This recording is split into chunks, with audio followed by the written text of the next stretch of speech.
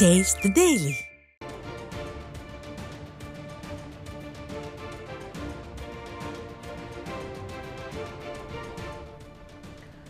அண்மை செய்தி. சட்டப்பேரவையில் எதிர்க்கட்சித் தலைவர் எடப்பாடி கே பழனிசாமி உரையாற்றும் போது வழக்கம் போல நேரலை துண்டிக்கப்பட்டுள்ளது. ஸ்டாலின் அரசின் இந்த அராஜகம் குறித்தும் எதிர்க்கட்சித் தலைவர் என்ன பேசி வருகிறார் என்பது குறித்தும் நமது தலைமைச் செய்தியாளர் ஜெயக்குமார் வழங்க கேட்கலாம்.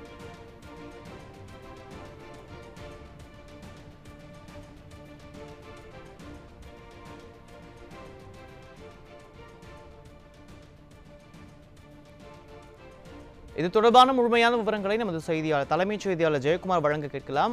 வணக்கம் ஜெயக்குமார், முழுமையான விவரங்கள். வணக்கம் சுரேஷ். தமிழக சட்டமன்றத்தில் அனைத்திந்திய அண்ணா திராவிட முன்னேற்ற கழகத்தினுடைய பொதுச் செயலாளரும் சட்டமன்ற எதிர்க்கட்சித் தலைவரும் முன்னாள் முதலமைச்சருமான புரட்சித் தமிழர் எடப்பாடி கே பழனிசாமி அவர்கள் இன்றைக்கு பங்கேற்றிருக்கிறார். அவருடைய சட்டையில் யார் அந்த சார் என்கிற வாசகம் அடங்கிய அந்த பேட்ச் அணிந்து சென்று சட்டப்பேரவை நிகழ்வில் பங்கேற்று தற்போது பேசி வருகிறார். நேரலை முழுமையாக துண்டிக்கப்பட்டிருக்கிறது. நேரலை துண்டிக்கப்பட்டிருக்கக்கூடிய காட்சியினால் நாம் அவர் வெளியே நடந்து வரக்கூடிய காட்சிகளை மட்டும்தான் காட்ட முடிகிறது. உள்ளே மக்களுக்கான பிரச்சனைகள் குறித்து, தமிழகத்தில் நடைபெறக்கூடிய சட்டம் ஒழுங்கு சீர்கேடுகள் குறித்து, பல்வேறு விஷயங்கள் குறித்து பேசுகிற அந்த காட்சிகளை நம்மால் காட்ட முடியாத ஒரு சூழ்நிலையை திட்டமிட்டே திமுக அரசு தொடர்ந்து உருவாக்கி இருக்கிறது. ஜனநாயகத்தினுடைய குரல் வலையை நசுக்கி இருக்கிறது என்றுதான் சொல்ல வேண்டும். சட்டமன்ற மாண்பு இன்றைக்கு திமுக ஆட்சியிலே குழிதோண்டி புதைக்கப்பட்டிருக்கிறது. அவர்கள் பேசுகிற அனைத்து காட்சிகளையும் முழுமையாக நேரடி ஒளிபரப்பு செய்யக்கூடிய திமுக அரசு, எதிர்க்கட்சியினுடைய ஒரு பிரதான எதிர்க்கட்சியாக தமிழகத்தில் அஇஅதிமுக இருக்கிறது. அதனுடைய பொதுச் செயலாளராக புரட்சித் தமிழர் எடப்பாடி கே பழனிசாமி அவர்கள் இருந்து கொண்டிருக்கிறார். அவர் பேசுவதை கூட இவர்கள் நேரலை காட்ட மறுக்கிறார்கள் என்றால் நாட்டில் ஜனநாயகம் எந்த நிலையில் இருக்கிறது? ஜனநாயகம் செத்து போய்விட்டது என்றுதான் சொல்ல வேண்டும். அதே நேரத்தில் தற்போது அவையிலே பேசக்கூடிய அனைத்திந்திய அண்ணா திராவிட முன்னேற்ற கழகத்துடைய பொதுச் செயலாளர் புரட்சித் தமிழர் எடப்பாடி கே பழனிசாமி அவர்கள் சட்டப்பேரவையிலும் மற்றும் அவையில் இருக்கக்கூடிய அனைவருக்குமே ஆங்கில புத்தாண்டு வாழ்த்துக்களை தெரிவித்திருக்கிறார். அதே நேரத்திலே அவர்கள் அனைவருக்குமே பொங்கல் வாழ்த்துக்களையும் அவர் தெரிவித்துக் கொண்டிருக்கிறார். 2023 ஆண்டு இதே அவையில் ஆளுநர் உரையாற்றிய போது தந்தை பெரியார், அண்ணல் அம்பேத்கர், அண்ணா போன்றவர்கள் பெயர் வாசிக்கவில்லை என்று அவர் குறிப்பிட்டிருக்கிறார். தமிழின் பெருமைகளை வாசிக்கவில்லை. இதை சுட்டிக்காட்டி ஆளுநருக்கு எதிராக முதல் ஒரு தீர்மானத்தை கொண்டு வந்தார். அப்போது அந்த நேரத்திலும் ஏன் போராட்டம் நடத்தப்படவில்லை என்கிற நிலையில் அவருடைய அதை தொடர்ந்து ஆளுநர் உரையாற்றவே இல்லை. எதை திசை திருப்ப ஒரே ஒரு நாளில் அறிவித்து அவசரமாக போராட்டம் நடத்தினீர்கள். ஆளும் கட்சிக்கு ஒரு நீதி, எதிர்கட்சிக்கு ஒரு நீதியா என்று அவர் கேள்வி எழுப்பினார். குறிப்பாக அனைத்திந்திய அண்ணா திராவிட முன்னேற்ற கழகத்தினை சார்பிலே இன்றைக்கு அண்ணா பல்கலைக்கழகத்திலே பாலியல் வன்கொடுமை சம்பவத்திலே 2ஆம் ஆண்டு பொறியியல் படிக்கக்கூடிய மாணவிக்கு மிகப்பெரிய ஒரு அநீதி இழைக்கப்பட்டிருக்கிறது. அந்த போராட்டத்தை கண்டித்து அதிமுக அண்ணா பல்கலைக்கழகத்தை முற்றுகை செய்கிற பொழுது முன்கூட்டியே அவர்கள் போராட்டத்தை நடத்த விடாமல் கைது செய்யப்பட்டிருக்கிறார்கள். அதே நேரத்திலே தமிழகம் முழுவதும் நடத்தப்பட்ட போராட்டம் என்பது கைது செய்யப்பட்டிருக்கிறது. தமிழுடைய பெருமைகளை குறிப்பிடாமல் உரையாற்றியது அவமதிப்பது போன்று என்று இன்றைக்கு அனைத்திந்திய அண்ணா திராவிட முன்னேற்ற கழகத்துடைய பொதுச் செயலாளர் புரட்சித் தமிழர் எடப்பாடி கே பழனிசாமி அவர்கள் தெரிவித்திருக்கிறார். திராவிட முன்னேற்ற கழக ஆட்சி எப்போதெல்லாம் தமிழகத்தில் வருகிறதோ அப்போதெல்லாம் அனைத்திந்திய அண்ணா திராவிட முன்னேற்ற கழகத்தினுடைய பொதுக்குழுவிற்கு அனுமதி தருவதில்லை. நீதிமன்றத்தை நாடித்தான் நாங்கள் அனுமதி பெற்றிருக்கிறோம் என்பதை அவர் தற்போது பதிவு செய்திருக்கிறார். எம்ஜிஆர் பிறந்தநாள் விழா கூட்டம், கட்சி தொடக்க விழா என அனைத்து விதமான பொதுக்கூட்டத்திற்கும் நீதிமன்றம் சென்று அனுமதி வாங்கக்கூடிய நிலைதான் ஏற்பட்டிருக்கிறது. ஆனால் ஆளும் கட்சியாக இருக்கக்கூடிய திமுக போராட்டம் நடத்துவதற்கு எந்த அனுமதியும் பெறவில்லை.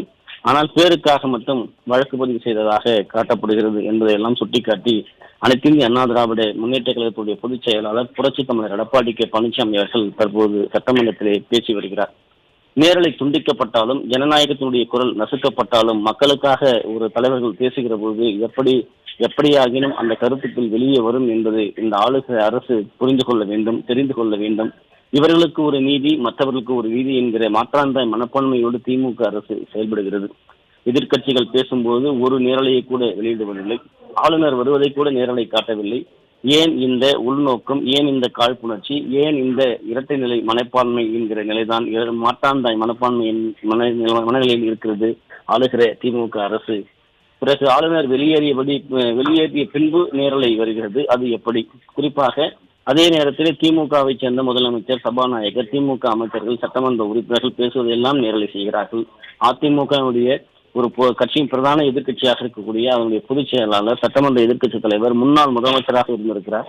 அவர் பேசுவதை கூட நேரலை துண்டிக்கப்படுகிறது என்றால் இங்குதான் ஜனநாயகம் மிகப்பெரிய ஒரு கேள்விக்குறியாகிறது. சட்டமன்றத்திலே ஜனநாயகம் படுகொலியில் தள்ளப்பட்டிருக்கிறது.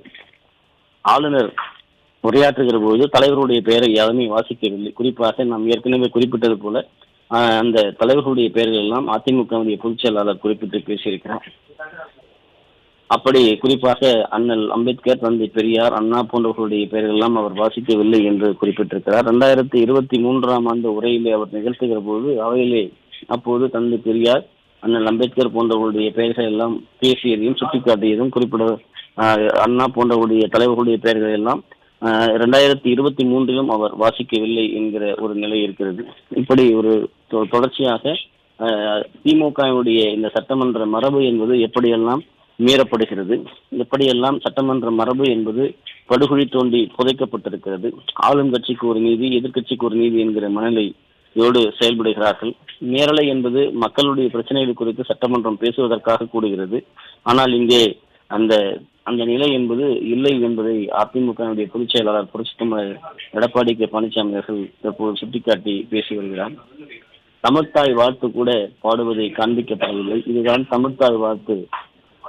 அந்த பாடக்கூடிய அந்த தமிழ்த்தாய் வாழ்த்துக்கு நாம் கொடுக்கக்கூடிய மரியாதையா என கேள்வி எழுப்புகிறார். சரி தவறு என்பதற்குள் நான் வரவில்லை. ஏன் நேரலை காட்டப்படவில்லை என்பதுதான் தனது கேள்வியாக இருப்பதாக அதிமுகவுடைய பொதுச் செயலாளர் புரட்சித்தலைவர் எடப்பாடி கே பழனிசாமி அவர்கள் கேள்வி எழுப்பிக் கொண்டிருக்கிறார்.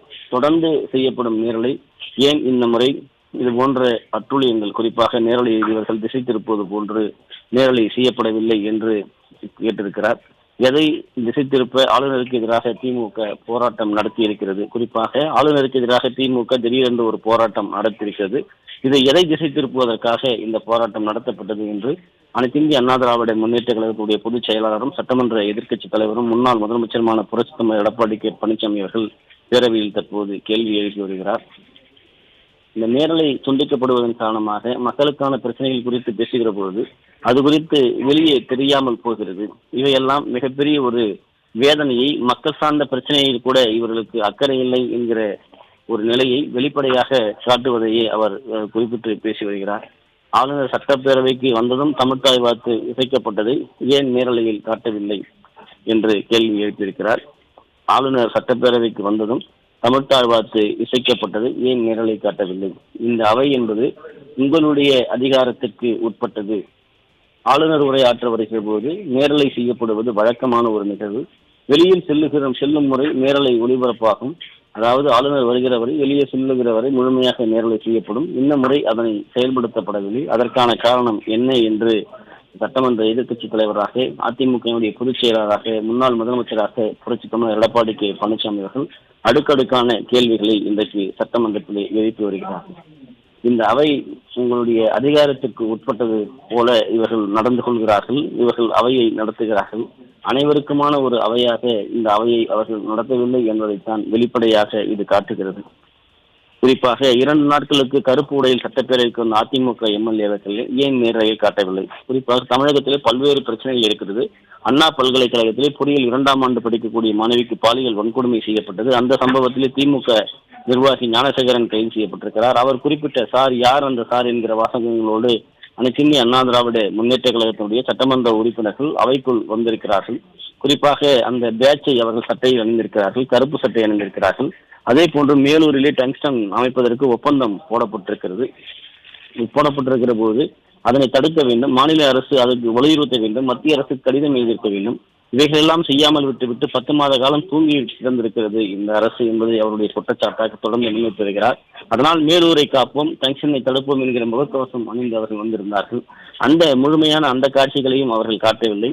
அதிமுக சட்டமன்ற உறுப்பினர்கள் வெளியே கருப்பு உடை அணிந்து அந்த கருப்பு யார் அந்த சார் என்கிற பேட்ச் அணிந்து முகக்கவசம் அணிந்து வருவதை, வெளியில் நடந்து வருவதையும் வெளியில் செல்லக்கூடியதையும் வெளிநடப்பு செய்கிற போதுதான் காட்ட முடியவே தவிர அவையில் அமர்ந்திருப்பதை ஒரே ஒரு வினாடி கூட அந்த ஒளிப்பதிவு செய்யக்கூடிய கேமரா அவர்கள் முன்பாக திருப்பப்படவில்லை, நிறுத்தப்பட்டே கிடந்தது.